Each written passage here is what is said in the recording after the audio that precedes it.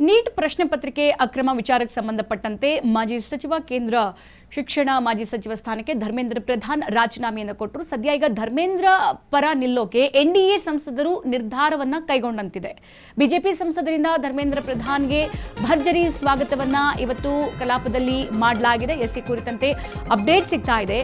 ಈಗ ಕೇಂದ್ರ ಶಿಕ್ಷಣ ಮಾಜಿ ಸಚಿವ ಧರ್ಮೇಂದ್ರ ಪ್ರಧಾನ್ ಅವರ ಒಂದು ರಾಜೀನಾಮೆ ಆದ ಬಳಿಕ ಧರ್ಮೇಂದ್ರ ಪರ ಈಗ ಎನ್ಡಿಎ ಸಂಸದರು ನಿಲ್ಲೋದಕ್ಕೆ ನಿರ್ಧಾರ ಮಾಡಿಕೊಂಡಿದ್ದಾರೆ ಅಂತ ಹೇಳಲಾಗ್ತಿದೆ.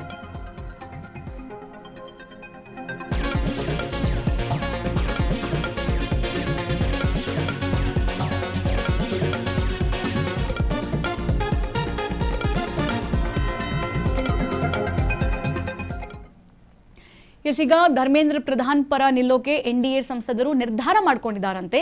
ಬಿಜೆಪಿ ಸಂಸದರಿಂದ ಧರ್ಮೇಂದ್ರ ಪ್ರಧಾನ್ ಭರ್ಜರಿ ಸ್ವಾಗತ ಆಗಿದೆ. ಇವತ್ತು ಕಲಾಪಕ್ಕೆ ಸಂಸತ್ ಆವರಣದಲ್ಲಿ ಧರ್ಮೇಂದ್ರ ಪ್ರಧಾನ್ಗೆ ಸಂಸದರೆಲ್ಲರೂ ಸೇರ್ಕೊಂಡು ಸನ್ಮಾನವನ್ನ ಮಾಡಿದ್ದಾರೆ. ಧರ್ಮೇಂದ್ರ ಪ್ರಧಾನ್ ಜಿಂದಾಬಾದ್ ಘೋಷಣೆಯನ್ನ ಸಂಸದರು ಇವತ್ತು ಕೂಗಿರುವಂತದ್ದು. ಒಂದ್ ಕಡೆ ಬಿಜೆಪಿ ಧರ್ಮೇಂದ್ರ ಪ್ರಧಾನ್ ಅವರನ್ನ ಸ್ವಾಗತಿಸಿ ಸಂಭ್ರಮ ಮಾಡ್ತಾ ಇದ್ರೆ, ಮತ್ತೊಂದು ಕಡೆಗೆ ಪ್ರತಿಪಕ್ಷಗಳು ಪ್ರತಿಭಟನೆ ಮಾಡ್ತಾ ಇದೆ.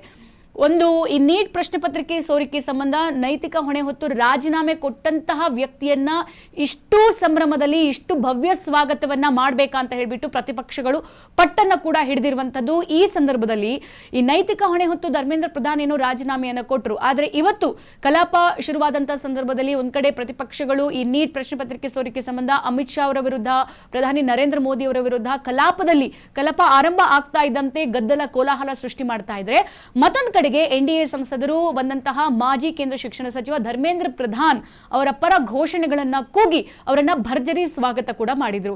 ಸದ್ಯ ಸಂಸತ್ ಆವರಣದಲ್ಲಿ ಧರ್ಮೇಂದ್ರ ಪ್ರಧಾನ್ಗೆ ಭವ್ಯ ಸ್ವಾಗತ ಸಿಕ್ಕಿದೆ.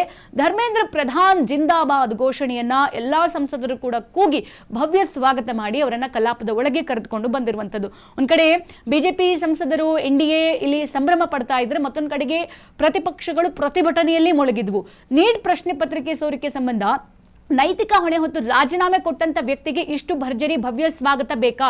ಇನ್ನು ಇದರಲ್ಲಿರುವಂತಹ ವಿಚಾರಧಾರೆಗಳೇ ಪೂರ್ತಿಯಾಗಿ ಮುಗುದಿಲ್ಲ. ನಮ್ಮ ಎಲ್ಲಾ ಪ್ರಶ್ನೆಗಳಿಗೆ ಸರಿಯಾಗಿ ಉತ್ತರ ಸಿಕ್ಕಿಲ್ಲ, ಸರಿಯಾಗಿ ಸ್ಪಂದನೆ ಮಾಡಿಲ್ಲ. ಅಂತದ್ರಲ್ಲಿ ಧರ್ಮೇಂದ್ರ ಪ್ರಧಾನ್ ಅವರು ಇವತ್ತು ಕಲಾಪಕ್ಕೆ ಬರೋದಂತೆ, ಭವ್ಯ ಸ್ವಾಗತ ಕೊಡೋದಂತೆ ಬೇಕಾ ಅಂತ ಹೇಳಿ ಪ್ರತಿಪಕ್ಷಕ್ಕೆ ನೀಟ್ ಪ್ರಶ್ನೆ ಪತ್ರಿಕೆ ಸೋರಿಕೆ ಸಂಬಂಧ ಅಮಿತ್ ಶಾ, ಪ್ರಧಾನಿ ನರೇಂದ್ರ ಮೋದಿ ಅವರ ವಿರುದ್ಧ ಗುಡುಕ್ತಾ ಇದ್ದಂತ ಪಕ್ಷಕ್ಕೆ ಮತ್ತೊಂದು ಅಸ್ತ್ರ ಈಗ ಸಿಕ್ಕಿರುವಂತದ್ದು ಸದ್ಯ ಕಲಾಪದಲ್ಲಿ. ಹಾಗಾಗಿ ಈಗ ಓಂ ಬಿರ್ಲಾ ಅವರು ಕಲಾಪವನ್ನ ಮುಂದೂಡಿದ್ದಾರೆ. ಈಗ ಧರ್ಮೇಂದ್ರ ಪ್ರಧಾನ್ ಅವರನ್ನ ಭರ್ಜರಿ ಸ್ವಾಗತ ಮಾಡಿರೋದು ಜೊತೆಗೆ ಇನ್ನ ಪ್ರತಿಪಕ್ಷಕ್ಕೆ ಸರಿಯಾದ ಉತ್ತರ ಸಿಗದೇ ಇರೋದು, ಈ ಎರಡು ಆಯಾಮದಲ್ಲೂ ಕೂಡ ಕಲಾಪದಲ್ಲಿ ಮತ್ತಷ್ಟು ಗಲಾಟೆ ಗದ್ದಲ ಆಗುವಂತಹ ಸಾಧ್ಯತೆ ದಟ್ಟವಾಗಿದೆ. ಯಾಕಂತಂದ್ರೆ ನೈತಿಕ ಹೊಣೆ ಹೊತ್ತು ರಾಜೀನಾಮೆ ಕೊಟ್ಟಂತಹ ಮಾಜಿ ಸಚಿವರಿಗೆ ಇಷ್ಟು ದೊಡ್ಡ ಭವ್ಯ ಸ್ವಾಗತ ಬೇಕಾ? ಅದು ಕೂಡ ಧರ್ಮೇಂದ್ರ ಪ್ರಧಾನ್ ಜಿಂದಾಬಾದ್ ಎಂಬಂತ ಘೋಷಣೆಗೆ ಇಷ್ಟು ಆಸ್ಪದ ಬೇಕಾ ಅಂತ ಹೇಳಿ ಪ್ರತಿಪಕ್ಷ ಈಗ ಗದ್ದಲ ಶುರು ಮಾಡಿರುವಂತದ್ದು. ಹಾಗಾಗಿ ಕೆಲ ಕಾಲ ಕಲಾಪ ಮುಂದೂಡಲಾಗಿದೆ.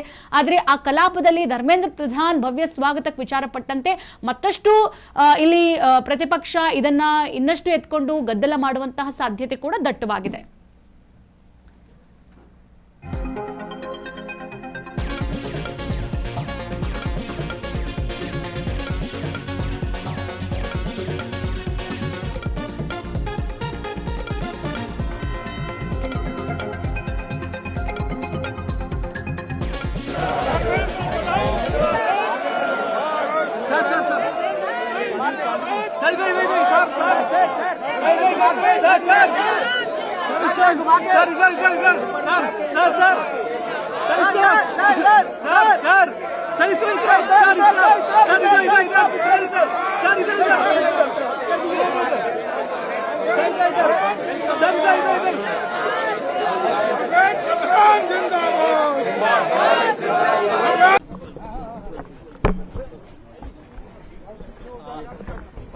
प्रधानमंत्री ने टास्क फोर्स का गठन किया है।